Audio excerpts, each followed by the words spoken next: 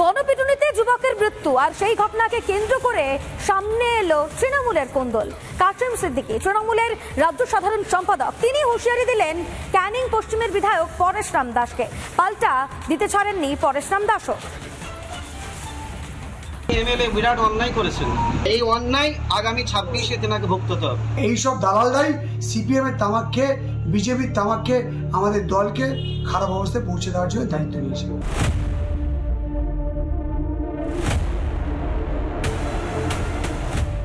2রা সেপ্টেম্বরের হারহীন এই ছবি তোলপাড় ফেলেছিল রাজ্যে।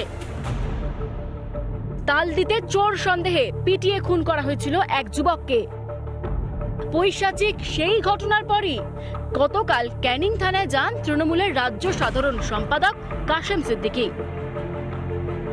পুলিশ আধিকারিকদের সঙ্গে কথা বলার পরই বিধায়কের বিরুদ্ধে বিষোদ্গার করলেন কাশেম, সঙ্গে হুঁশিয়ারি পরেশরাম দাস যা করেছেন তার ফল ভুগতে হবে সামনের ভোটে। এমএলএ বিরাট অন্যায় করেছেন, তেনার এলাকা যে ছেলেটার বাড়ি যেখানকার এমএলএ, তেনার তো আগে যাওয়া দরকার ছিল। বিরাট অন্যায় করেছেন, আর এই অন্যায় আগামী 26-এ তেনাকে ভুগতে হবে। আর ডি গ্রুপ নারে সি গ্রুপ একটা চাকরি আপনাকে করে দিতে হবে, আপনার হাতে সে ক্ষমতা আছে। দলের নেতা তোপ দাগছেন, যা শুনে কাশেমকে পাল্টা বিদ্ধে দেরি করেননি ক্যানিং পশ্চিমের বিধায়কও।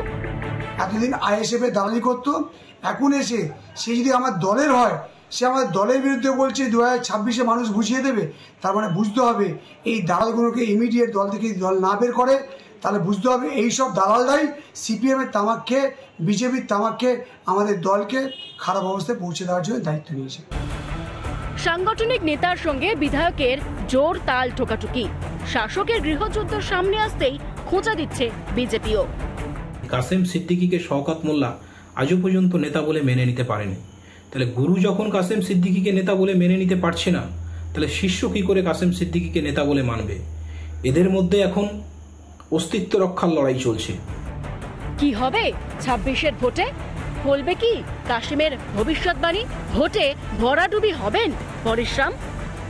রিপাবলিক বাংলা।